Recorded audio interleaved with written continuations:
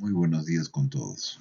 Vamos a iniciar la presentación del tema, las nuevas variantes del SARS-CoV-2, transmisión y formas clínicas.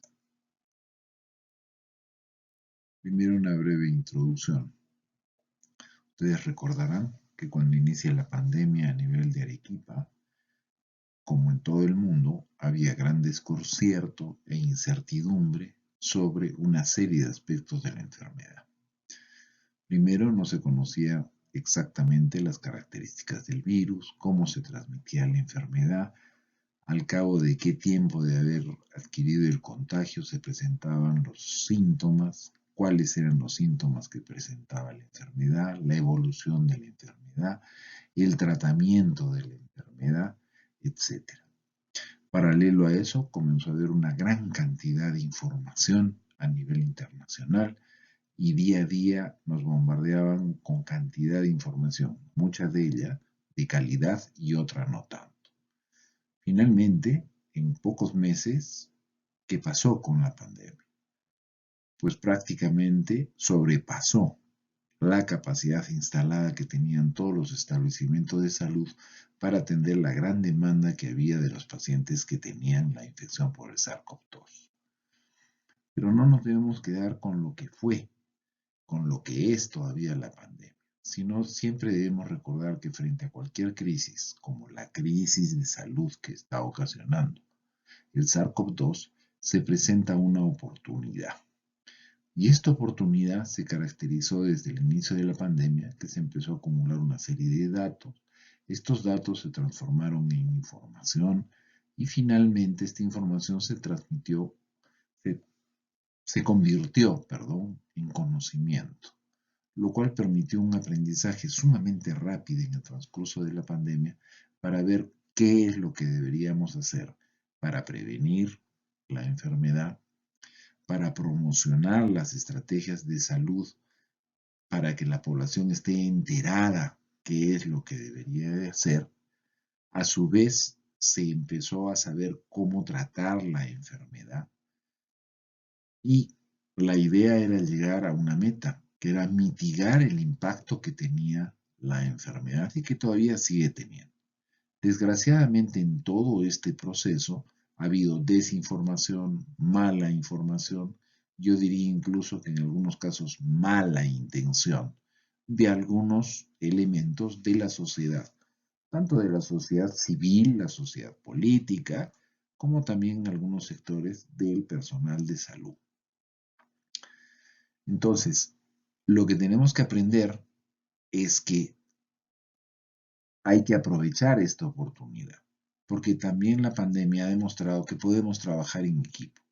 La parte académica con la parte asistencial, podemos trabajar diferentes tipos de profesionales sin menospreciarnos entre nosotros, valorar el trabajo de los médicos, valorar el trabajo de las enfermeras, valorar el trabajo de los técnicos de enfermería, valorar el trabajo de los biólogos que desde el inicio de la pandemia han sido un elemento sumamente importante en la parte diagnóstica de la enfermedad. Entonces debemos aprovechar todo lo que hemos aprendido de la pandemia y las estrategias que hemos utilizado para tratarla de mitigar, para enfrentarnos a futuro, a próximas pandemias, o para utilizar ese conocimiento y ese aprendizaje para seguir implementando medidas de salud pública que sean adecuadas a nuestra población.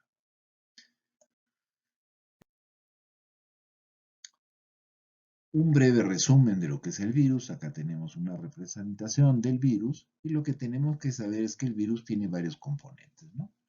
En el interior del virus se encuentra el ácido nucleico del virus. En este caso es un ácido nucleico que es ácido ribonucleico. Y acá está la información genética del virus. ¿Qué significa eso? Que aquí está la información que requiere el virus para sintetizar las proteínas que requiere para poderse replicar. Aparte está cubierto por una envoltura, ¿listo? Y en la parte más exterior tiene lo que se llama la corona. Esta corona, y de ahí su nombre de coronavirus, porque parece pues una corona, acá se encuentran las proteínas spike o de espiga, ¿listo? que son las que tienen que ver con la característica que tiene el virus de poderse unir a células nuestras. ¿Listo? Entonces son estas proteínas que se encuentran en esta parte del virus las que permiten, como podemos ver en el lado derecho, le permiten al virus poderse adherir y unirse a las células del huésped, en este caso el ser humano. ¿Listo? Y este tipo de unión, podemos hacer la analogía, que es como si fuera una llave que es requerida para ingresar a una habitación que tiene una chapa. Entonces, el receptor de la célula vendría a ser la chapa y la llave vendría a ser esta proteína que se encuentra en la superficie del virus.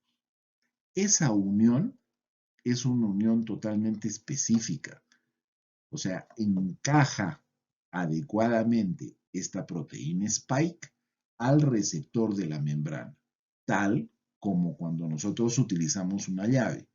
Si es una llave de una marca de chapa buena, obviamente a pesar de que tengamos una llave parecida, no va a abrir. Entonces es sumamente específico. Ese es el primer requisito como para que cualquier virus pueda ocasionar daño al interior de una célula. Todos los virus para poder ingresar a una célula requieren un mecanismo parecido. Sigamos adelante. Entonces, un concepto claro que tenemos que entender para comprender lo que son las variantes es tenemos que tener el concepto claro de lo que es una mutación. La mutación no es nada más que el cambio, ¿listo? El cambio en las proteínas, en algunas de las proteínas que tiene un virus. En el caso del SARS, las proteínas que nos interesan por este momento son aquellas proteínas que se encuentran en la superficie que hemos dicho que se llaman spike o proteínas del espículo. Entonces, ¿por qué es que se producen esas mutaciones? Porque en la replicación de los virus, el virus comete errores al replicarse. ¿Listo? Y esos errores se traducen en que pueden salir nuevas proteínas o cambios en las proteínas que se sintetizan. ¿Listo? Normalmente los virus tienen algunas enzimas que pueden corregir determinado tipo de estos cambios o mutaciones. La tasa de mutación, por ejemplo, del SARS-CoV-2 incluso es menor que la tasa de mutación que tiene el virus del SIDA o el virus de la influenza. ¿Listo? Entonces, ¿qué cosa es una mutación? Es un cambio en una de las letras de los nucleótidos que forman el código genético de un organismo. ¿Listo? Y estas mutaciones son al azar. Y finalmente se conservarán aquellas mutaciones que le dan alguna característica de ventaja al virus. Por lo tanto, ¿qué conceptos debemos tener claros en relación a mutación? En el caso del SARS-CoV-2, al tratarse de un virus que usa lo que ya hemos señalado, el ácido ribonucleico, ese ácido ribonucleico está conformado por letras que son la adenina, guanina, citosina y uracilo. Es lo que se llaman nucleótidos. La unión de estos tres nucleótidos en diferentes combinaciones es lo que forma los codones. Y cada codón, ¿listo? Es lo que indica qué tipo de aminoácido se va a formar y la colección de aminoácidos que se van formando son finalmente los que producen las proteínas. Entonces, ese es el mecanismo. En la próxima diapositiva lo vamos a ver más claro con una analogía. Por lo tanto, lo que tenemos que tener claro es que las proteínas están implicadas tanto en la estructura del virus como en las funciones de un virus. ¿Listo? Entonces, como habíamos señalado, por ejemplo, los coronavirus utilizan estas proteínas como llaves para interactuar con las células humanas. La unión entre el virus y la célula blanco a través de estas proteínas spike que se unen a receptores de la célula blanco. ¿Listo? Entonces, ¿qué pasaría si estas proteínas cambian? Si la proteína que se unía a la célula blanco cambia, puede aumentar la afinidad para unirse mejor. ¿Listo? También, una vez que se una e ingrese el virus a la célula, puede hacer que se replique más rápido en su interior. O sea, hay algunos cambios que lo favorecen al virus. En cambio, algunos cambios no lo favorecen y por lo tanto no se conservan. ¿Listo? Quiero que lo entendamos con esta analogía. Hemos dicho que esta información que lleva el ARN está dado por la conjunción o la combinación de diferentes letras, que son la adenina, la guanina, la citosina y el uracilo. Entre estas cuatro se van formando tripletes, o sea, se une una adenina con una guanina, una citosina, con una guanina, o sea, van cambiando cómo se pueden unir. Y en base a eso, eso significa que se va a producir una proteína diferente. ¿Cómo lo podemos entender? Imaginemos por un momento la palabra amor. ¿Listo? Tiene 4 letras. Pero veamos cómo podemos jugar con la palabra amor si cambiamos el orden de las letras. Si cambiamos el orden de las letras, yo puedo, con las mismas letras, escribir Roma. Y Roma ya no tiene el mismo significado que la palabra amor, porque puede ser una ciudad o pudiera ser la característica de la punta de una tijera. Entonces, miren, solamente con Roma podemos tener dos acepciones de la palabra. Podemos ponerlo de otra manera y obtenemos mora. La mora puede ser una fruta, pero mora también puede ser el nombre de una persona. Y mora también puede ser una característica de una persona o que vive en determinado país o en determinada región. ¿Listo? Vuelvo a cambiar el orden de las letras y podemos obtener Omar. Y Omar ya no tiene que ver nada con Roma ni con amor, sino es un nombre. ¿Listo? Vuelvo a cambiar el orden y obtengo Aarón. Ya no es nada de lo anterior, sino ahora es un perfume. ¿Listo? Y si vuelvo a cambiar una vez más, puedo obtener la palabra Ram, que ya en nuestro idioma no significaría probablemente nada, pero en el inglés significa vagar. ¿Listo? Entonces vean cómo con 4 letras yo puedo jugarlas, ordenándolas de diferente manera y por lo tanto puedo obtener resultados y significados diferentes.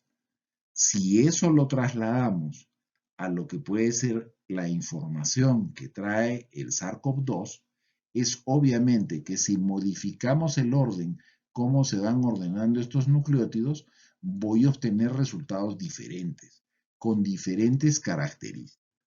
Y estas características diferentes pueden tener impacto en la transmisión, pueden tener impacto en qué efecto va a tener sobre las vacunas, puede tener impacto sobre el tratamiento, puede tener impacto como para escaparse de la respuesta inmune.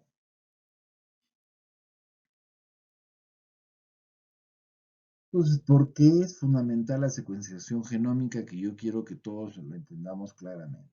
La vigilancia mundial de las secuencias genéticas del SARS-CoV-2 y de los metadatos conexos sirve de apoyo a la respuesta ante el brote del COVID-19. Acá hay dos conceptos. Las secuencias, que es lo que hemos analizado, y también habla de metadatos conexos. ¿A qué nos referimos con metadatos? Nos referimos a todos los datos que acompañan a la muestra de donde hemos extraído al SARS-CoV-2. El problema, y aprovecho para decirles, que con todos los exámenes que hemos hecho y hemos tenido acceso a las fichas que vienen con las muestras, desgraciadamente no todos los profesionales llenan y completan las fichas con la responsabilidad que se debería. Hay fichas que no tienen datos, hay fichas que se llenan por llenarlas, por cumplir una meta, y no se llenan adecuadamente. y por lo tanto los resultados del secuenciamiento no servirían de una manera adecuada al no contar con los datos como para tratar de hacer relaciones entre los datos epidemiológicos y el resultado de las variantes. Aprovecho acá para hacerles la invocación que la ficha epidemiológica es una herramienta sumamente útil y si no la completamos con la responsabilidad del caso, poniendo los datos tal como corresponden, llenando todas las casillas, perdemos esa información y eso nos va a perjudicar también para poder relacionar los datos con el secuenciamiento. ¿Listo? Entonces, ¿por qué es importante? ¿Por qué es fundamental? Porque facilita el seguimiento de la propagación geográfica, cómo se va moviendo el virus a nivel mundial, a nivel país, a nivel regional, a nivel departamental, a nivel distrital. Y eso permite tomar medidas diferentes de acuerdo también cómo se vaya moviendo. ¿Listo? También nos habla de la temporalidad. O sea, el virus, una variante aparece en un momento, empieza a subir y de repente cae y aparece otra nueva variante. Y es importante saber qué variante es la que predomina. Entonces, esa evaluación de las mutaciones también puede influir en el poder patógeno o la transmisión del virus o en las medidas de las respuestas adoptadas sobre vacunas, sobre tratamientos, sobre pruebas diagnósticas. Eso no lo digo yo, ¿de acuerdo? Porque podrían decir, bueno, ¿y el doctor Bayón qué sabe de eso? Eso lo dice la Organización Mundial de la Salud. ¿Listo? Desgraciadamente, en nuestro país, como en otros, no se le ha dado la importancia que debería darse al secuenciamiento. Sinceramente espero que las autoridades de salud cambien su conducta en relación a eso y permitan que se realice el secuenciamiento y den las herramientas necesarias para secuenciar no solamente a nivel de Lima, sino que potencien el desarrollo de capacidades a nivel de las regiones, apoyando con los insumos para poderlo realizar y seguir realizando. Entonces, ¿qué dice la Organización Mundial de la Salud sobre el secuenciamiento del genoma? Vean ustedes. Objetivos de la secuenciamiento del genoma del SARS con fines de salud pública. Lo divide normalmente en actividades que no requieren muchos recursos y para cuyo seguimiento no es necesaria el secuenciamiento, sino solo ocasionalmente. Ese tipo de actividades se da cuando uno sospecha que puede haber una enfermedad, como la ocasionada por el SARS-CoV-2, y quiere identificar al agente causal de la enfermedad. Sirve para elaborar y ha servido para elaborar pruebas diagnósticas para el SARS-CoV-2, ha sustentado el desarrollo de tratamiento y vacunas y ha permitido investigar el origen del SARS-CoV-2 y la fecha de transmisión inicial al ser humano en curso. Y también sirve para detectar en los casos de reinfecciones, evaluar y mejorar la comprensión de este fenómeno y distinguir la infección prolongada de la reinfección en un individuo. En estos casos, las actividades, como acá bien se señala, no se requieren muchos recursos porque no es que se va a hacer una secuenciación masiva, sino es una secuenciación muy dirigida, ¿listo? Al objetivo que se persigue. Pero actualmente estamos en el caso de que se requieren actividades que requieren la prosecución de la labor de secuenciación durante un periodo más prolongado. Y eso es cuando está en pleno desarrollo la pandemia. ¿Listo? Estamos viendo cómo evoluciona. Entonces, tenemos que ver la evolución del SARS-CoV-2 y sus repercusiones, como habíamos dicho, la modificación del comportamiento vírico para ver cuál es la tasa de transmisión o el poder patógeno, cómo es que se da la inmunidad por infección natural o vacunación, puede tener impacto sobre las pruebas diagnósticas, sean estas moleculares, serológicas o antigénicas, y qué impacto tiene sobre el tratamiento. Por ejemplo, si los anticuerpos monoclonales que se usan se van a seguir poder utilizando o no, porque si las mutaciones han sido tantas, probablemente los anticuerpos monoclonales, las vacunas y los medios diagnósticos ya no servirían los que actualmente. Y también estamos en el caso del seguimiento de la circulación y la actividad del virus. Eso sirve para investigar la propagación, como habíamos dicho, geográfica y la reintroducción que puede haber en las poblaciones, para investigar brotes en determinados entornos y poblaciones, por ejemplo, cómo se va moviendo el virus en los hospitales, en hospicios, en cuarteles, donde hay gente conglomerada, en establecimientos educativos, lo cual va a ser sumamente importante cuando se reasuman las actividades en colegios, en universidades, en trabajos, etc. Para rastrear también la reintroducción zoonótica en otras especies diferentes al ser humano o viceversa, se puede vigilar cómo va la evolución del virus haciendo el secuenciamiento en aguas ambientales y residuales. Hay algunos trabajos que se están haciendo de ese tipo en el Perú. Para apoyar la vigilancia convencional, cuantificando el periodo de transmisión, evaluando sus factores, determinantes y grados de transmisión. Entonces, como ven, el secuenciamiento es sumamente importante y hay que darle la importancia que se requiere. Continuemos. ¿Cómo es que se han ido denominando las variantes? Primero eran numeritos que el que no maneja o no está en este mundo de la genómica, pues decía que será B117, B1351, que habían otro tipo de clasificaciones. Por lo tanto, la Organización Mundial de la Salud toma la decisión de llamarlo por letras griegas. Entonces tenemos variantes de preocupación y variantes de interés. Ahorita vamos a ver cuál es la diferencia muy someramente. Entonces, de las variantes de preocupación estaba la alfa, la beta, la gamma y la delta, fundamentalmente. Desde noviembre, desde este mes, el 24 de noviembre, apareció una nueva variante de preocupación, que es la Omicron. ¿Dónde ha aparecido? En Sudáfrica, igual que donde apareció la beta. ¿Listo? Y miren que estamos hablando 24 de noviembre. O sea, este dibujito lo he tenido que cambiar antes de hacer la presentación. ¿Sí? Espero que hasta que ustedes la escuchen no aparezca una nueva. Pero eso ya nos dice que siguen apareciendo variantes y van a seguir apareciendo variantes y van a aparecer en la medida en que siga la transmisión de la enfermedad. Y para evitar la transmisión o disminuir la posibilidad de que esta siga como está siguiendo en todo el mundo, lo que tenemos que garantizar es que la vacunación sea más rápida. Y tenemos variantes de interés, como la epsilon, la zeta, la eta, la teta, la iota, la kappa.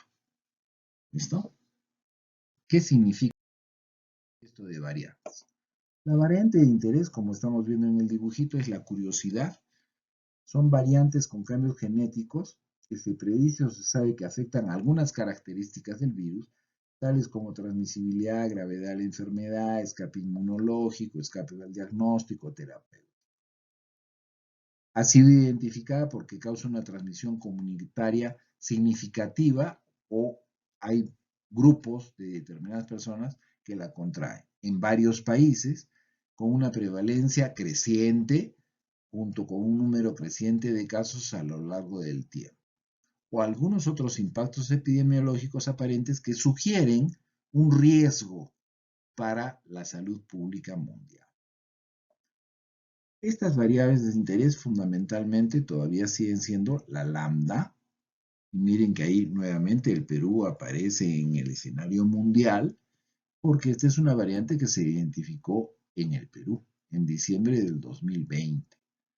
Y recién fue acuñado el nombre de lambda el 14 de junio del 2021. También tenemos la variable mu, variante mu, que apareció en Colombia en enero de 2021 y recién adquirió su nombre como mu el 30 de agosto del 2020. Luego tenemos variantes de preocupación que comparten los mismos criterios de la variante de interés, pero se ha caracterizado porque sí se evidencia un aumento de la transmisibilidad, hay un aumento de la virulencia o cambio en la presentación clínica de la enfermedad hay una disminución de la eficacia de las medidas sociales y de salud pública o de los diagnósticos, vacunas y terapéuticas disponibles. Y ahí, ¿a cuáles tenemos? A la alfa, la beta, la gamma, la delta, que es la que está predominando actualmente en nuestro país y en gran parte del mundo. Y desde el 24 de noviembre aparece el Omicron, que aparentemente tiene características que pudiera tener escape inmunológico, ¿de acuerdo? Y un mayor grado de transmisibilidad. Como quiera que es reciente, estamos hablando de días, porque se encontró el primer caso el 9 de noviembre, o sea, hay poco tiempo y habrá que ver cuál es su comportamiento. No sería raro que esta variante vaya desplazando a las que anteriormente han estado. Conclusión. Entonces, las variantes, como acá podemos ver en este dibujito, lo importante es que pueden tener efecto sobre la transmisibilidad, sobre el aumento de la gravedad o letalidad de la enfermedad, pueden presentar escape de la respuesta inmune, ya sea cuando se adquiere la enfermedad naturalmente o generada por algunas vacunas, y pudiera ser que no responda adecuadamente a anticuerpos monoclonales. Puede esas variantes disminuir la sensibilidad de los métodos diagnósticos que actualmente se utilizan, o pudiera disminuir la respuesta a los tratamientos que se dan. Haciendo la salvedad que hasta la fecha no tenemos un tratamiento específico para tratar al virus.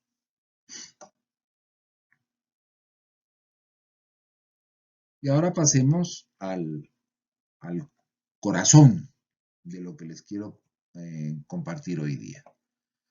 Tenemos las variantes de preocupación, la alfa, la beta, la gamma y la delta. Y lo que se analizaba en estas es la transmisibilidad, la severidad y la posibilidad de evasión inmune. Y vean que acá tenemos diferentes colorcitos. El color verde, ¿listo? Son datos que no tienen demasiada confiabilidad. O sea, lo que se ha observado y lo que se ha informado hasta ahora no tienen mucha confiabilidad, pero sin embargo, vean que en este caso, por ejemplo, la beta y la gamma, ¿listo? La mortalidad no está bien establecida. Solamente hasta ahora ha habido un reporte que aumenta la mortalidad. Igualmente en el caso de la gamma, ¿de acuerdo?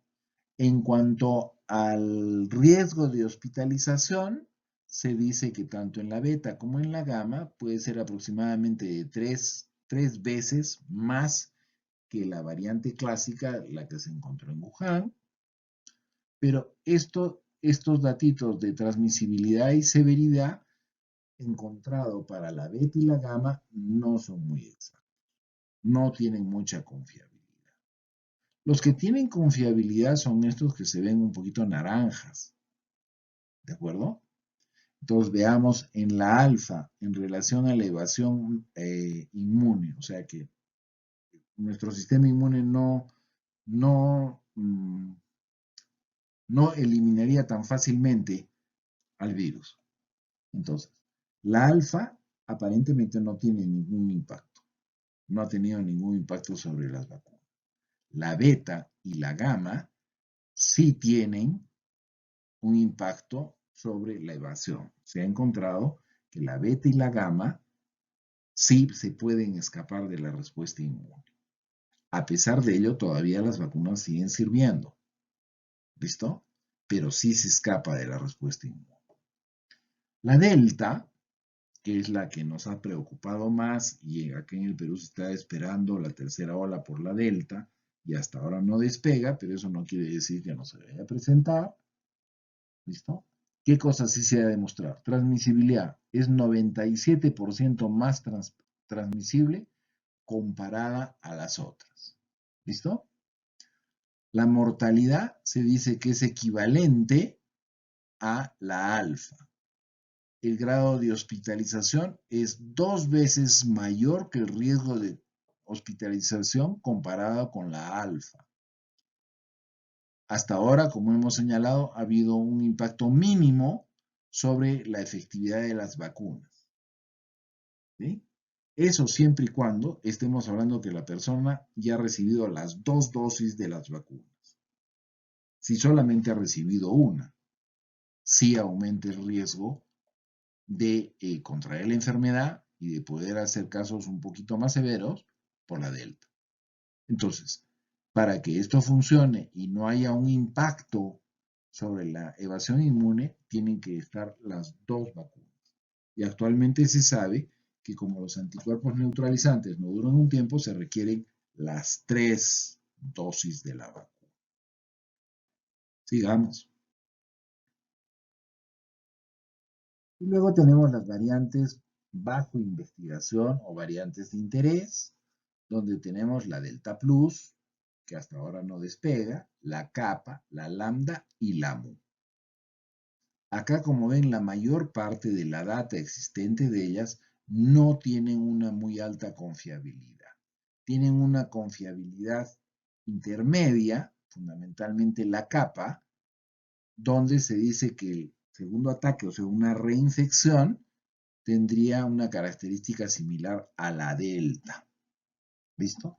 Y en cuanto al el escape inmune, la delta plus señala que hay algunas mutaciones genéticas que pudiera darle habilidad para escaparse de la respuesta frente a anticuerpos, pero se estaría comportando fundamentalmente como la delta.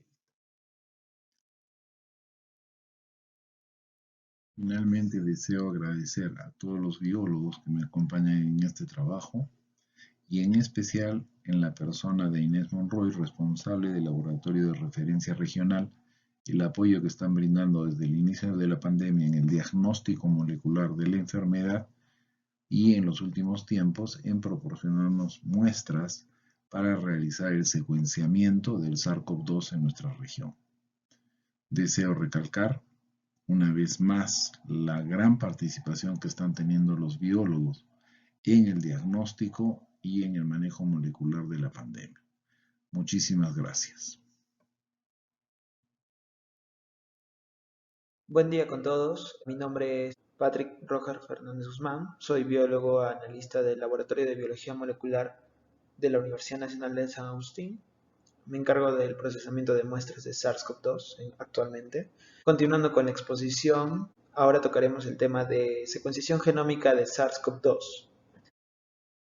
Tenemos que ver lo que es la estructura del organismo que vamos a estudiar o que estamos estudiando actualmente, ¿no? A razón de la pandemia. En este caso vamos a tomar tres partes importantes del virus, de la estructura de este virus, SARS-CoV-2, para poder empezar con su estudio, ¿no?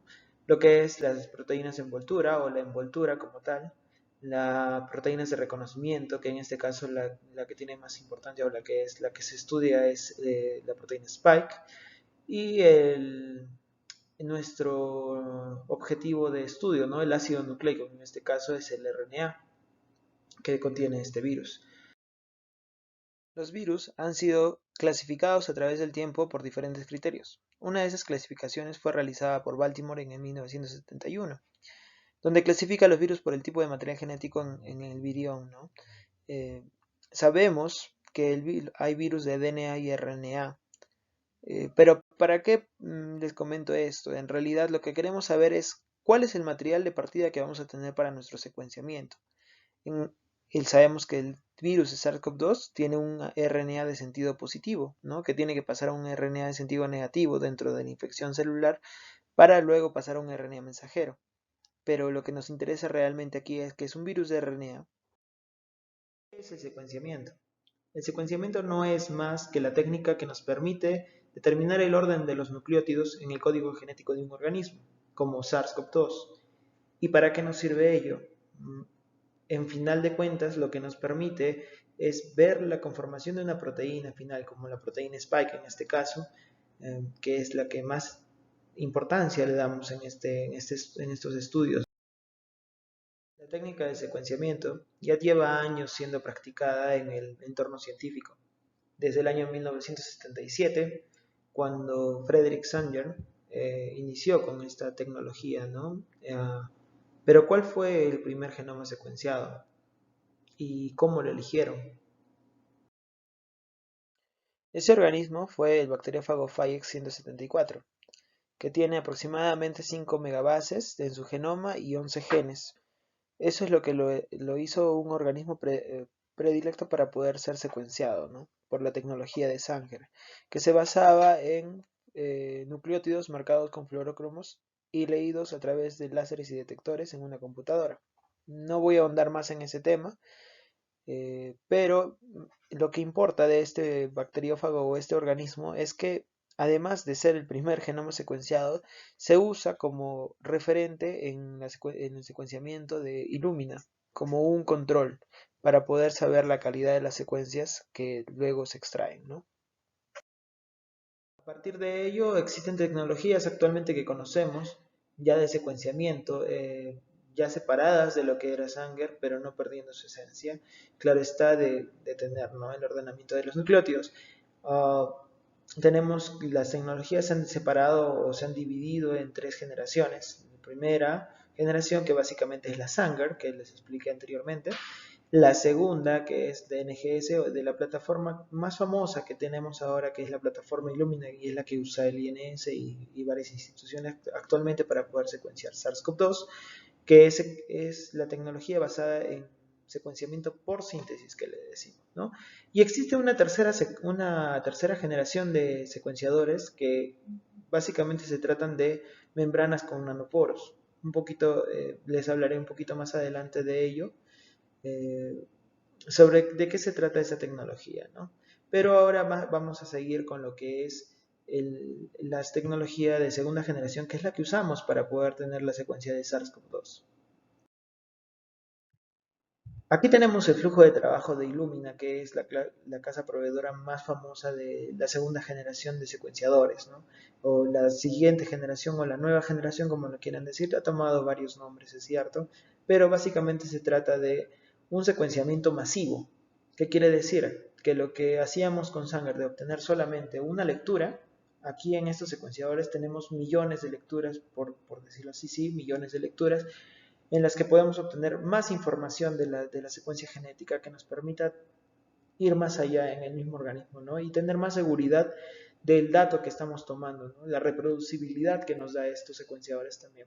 Como podemos ver, tenemos desde el inicio, ¿no?, la preparación de los ácidos nucleicos, en este caso el RNA, del virus, ¿no? Esto se hace básicamente con una extracción y separación del ácido nucleico del RNA del resto del virus, de las proteínas de reconocimiento, de la estructura, como lo habíamos visto, las proteínas de envoltura, que es lo que habíamos visto al inicio.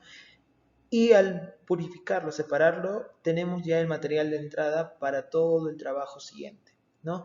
Preparamos el cDNA. ¿Qué es el cDNA? Básicamente lo que hacemos con el RNA es volverlo más estable, en una molécula más estable de doble cadena, como podemos ver ahí, de una cadena simple, de que es el RNA, a una cadena doble, y que al ser estable es más manejable y trabajable para las siguientes fases, ¿no? Eh, ¿Y qué hacemos luego? Preparamos y enriquecemos la librería. ¿Qué significa enriquecer? Básicamente es multiplicar.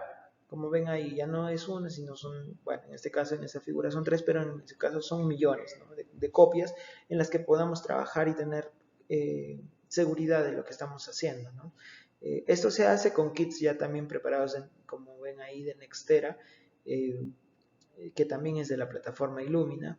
Lo que hacemos en esta fase básicamente es aumentar el material genético para poder ser leído por el secuenciador, ¿no?, y de diferentes, digamos, procesos y protocolos. Y luego el secuenciamiento.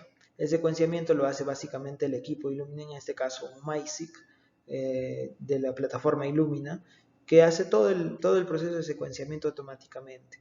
Y luego el análisis de data, que básicamente es el proceso bioinformático por el que obtenemos las secuencias y ya armadas, claro está, y también la identificación, en este caso, de lo que nos interesa, que son las variantes, ¿no?, de lo que verdaderamente interesa para poder hacer el trabajo de gestión en los hospitales, en lo que es los gobiernos, ¿no? Para poder tomar las medidas sanitarias que necesitamos. Y aquí podemos ver un poco más detallado lo que es el proceso de la preparación de librerías, ¿no? Donde una muestra de, básicamente lo que se hace, una muestra de SARS-CoV-2 positiva, que es el RNA, ¿no? Extraído ya, lo convertimos en cDNA, DNA complementario, que es la molécula más estable. Luego enriquecemos o multiplicamos la cantidad del material genético en dos pools, ¿no? ¿Por qué? Porque el tamaño del genoma es bastante grande para ser amplificado en uno solo. Y luego de eso los combinamos para poder realizar el etiquetado, el indexing PCR, que no es más, mejor dicho, que poder ponerle una etiqueta, ¿no? Un código de barras que es conformado por nucleótidos o una secuencia de nucleótidos conocida, que va a ser leída por el equipo y va a reconocer ese código de barras como una determinada muestra. Luego la librería preparada va a ingresar al equipo, donde el equipo se va a encargar de hacer ya las reacciones debidas para poder generar los clusters, en este caso, que son los puntos que van a generar, digamos, la información para la secuencia, en pocas palabras, ¿no? Eh, lo que se quiere aquí básicamente demostrar es que se generan copias por zonas en esta celda de flujo para poder ser leídas a través de fotografías en el equipo de secuenciamiento, en este caso el MySeq. Y como les comentaba, cada punto, como pueden ver en la animación derecha, son los clústeres, ¿no? Que básicamente son miles de copias de un solo tipo de fragmento que emiten fluorescencia para poder dar esa información al equipo y el equipo se encarga de interpretar y generar las secuencias del fragmento en cuestión. Como pueden ver también en la animación de la parte izquierda, se lleva a cabo la secuenciación por síntesis agregando los nucleótidos complementarios a la secuencia con fluoróforos o en este caso colorantes de fluorescencia que son leídos por el equipo. Cada vez que se añade un fluoróforo o un nucleótido, por así decirlo, y se emite una luz, ¿no? Que es lo que podemos ver en la parte derecha. Cada foto, digamos, o estas miles de fotos o varias fotos tomadas por así decirlo, en el equipo donde se capta esta información que luego es interpretada por el equipo y nos bota la información que necesitamos para el posterior análisis. El archivo, digamos, que emite el equipo es un archivo de tipo o de formato FASTQ, ¿no?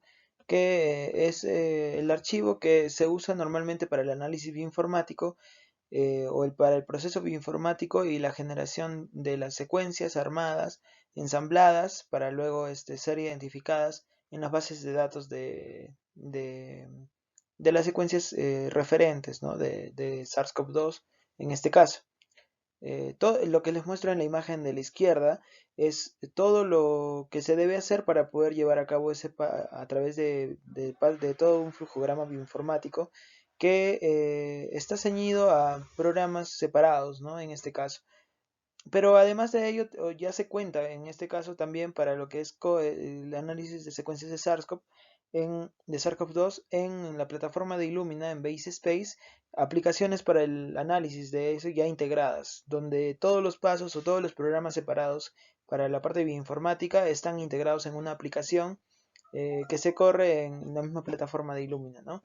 Que es esta es Dragon COVID-Sec, que es lo que se hace ahora o el investigador que está trabajando con el secuenciamiento en este caso, lo que va a hacer es descargar el archivo FASTQ del equipo, en este caso del MySeq, y lo sube a la plataforma de Illumina en un proyecto y lo hace analizar a través de la aplicación de Dragon COVID-Sec para poder obtener los reportes debidos, donde ahí vamos a obtener lo que es las calidades de las secuencias también, o la calidad del alineamiento, lo que es el porcentaje, ¿no? de coberturas, la profundidad de lectura y todos los parámetros que son de importancia para desarrollar los reportes debidos finales, ¿no? También se encuentran también las variantes que se encuentran, digamos, a través del match que se hace para las secuencias.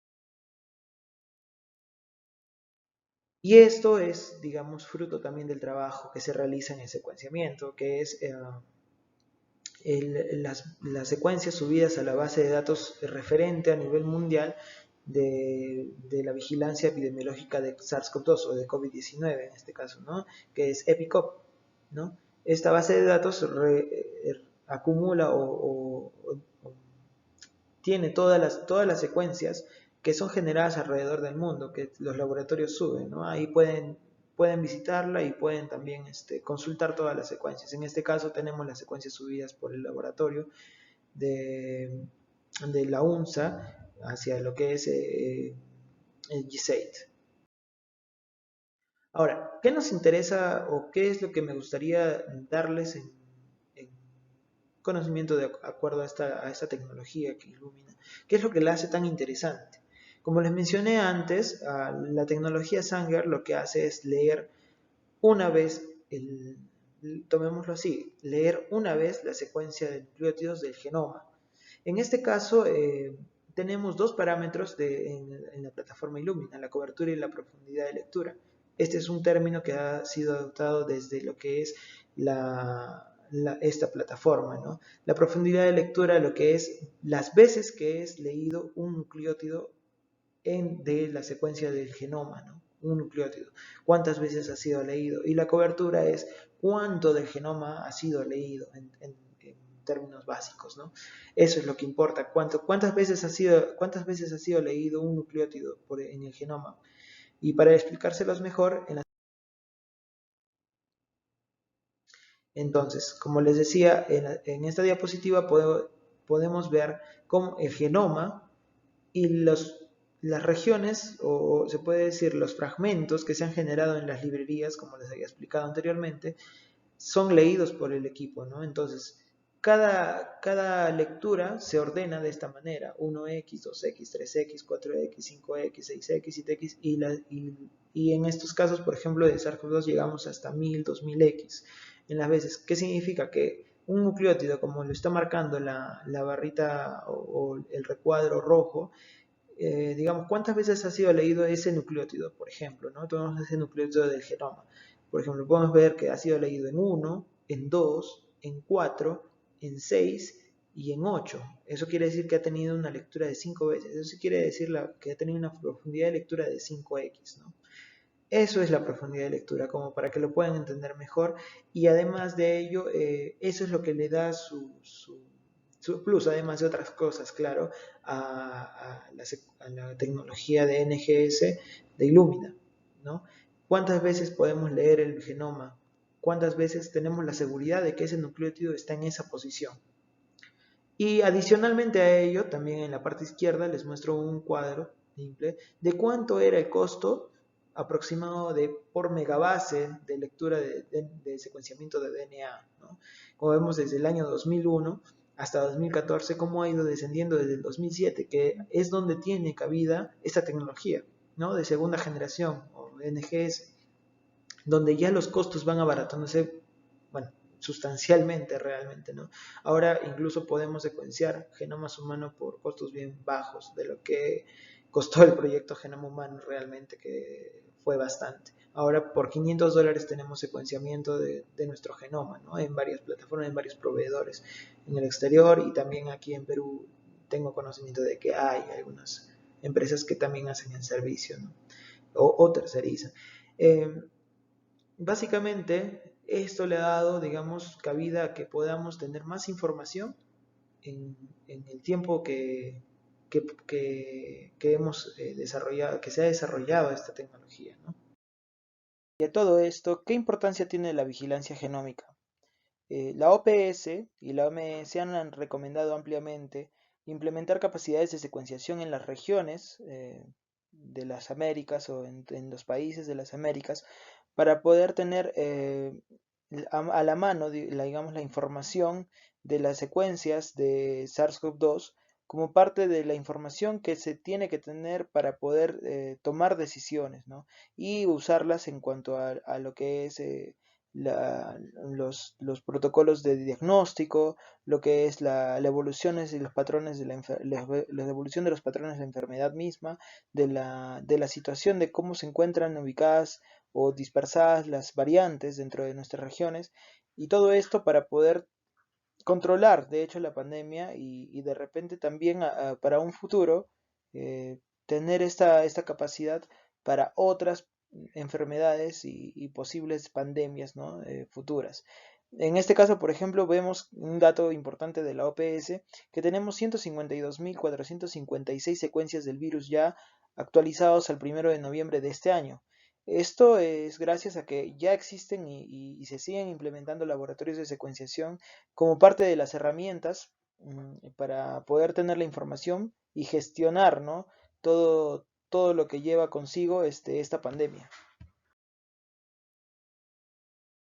Y como pueden ver también, Arequipa cuenta en esta plataforma o en la plataforma GSAID, como está diciendo, Arequipa cuenta con 117 secuencias de variantes en, implementadas en la base de datos mundial, como lo tiene Lima y otras regiones que también están secuenciando. Eso es lo importante, que tenemos que tener la información actualizada para poder tomar decisiones y que esto no, bueno, la pandemia no sobregire y vaya más allá, ¿no? Y como les comento, en la importancia de vigilancia genómica, podemos observar aquí un secuenciador del cual obtenemos los datos, se generan los reportes, los científicos investigadores generan los reportes y derivan estos a lo que son las entidades gubernamentales y sanitarias. Las gubernamentales nos seguirán dando, o nos darán, como nos han dado también, las medidas sanitarias implementadas en la sociedad que sirven para poder frenar de alguna manera el avance de las infecciones y de esta manera frenar el avance de la pandemia, ¿no? Eso es lo que importa, localizar, digamos, estas medidas sanitarias para que no se frene, digamos, de alguna manera las actividades en todo el país o en todas las regiones generalizadas, sino a partir de esta vigilancia podremos hacer cercos epidemiológicos y otras medidas que podamos optar a través, ¿no? de la parte gubernamental. Al igual que la parte sanitaria, que trabajan juntos, eso es claro, pero en la parte sanitaria podemos ver también que podemos aportar en lo que es la información de estas variantes y la presencia de las variantes que puedan escapar de repente a la acción inmunitaria de las vacunas, que sabemos que afortunadamente todavía no hay casos, pero esta información nos ayuda a estar alertas, ¿no? A estos posibles casos. También nos ayudan en lo que es la información oportuna para los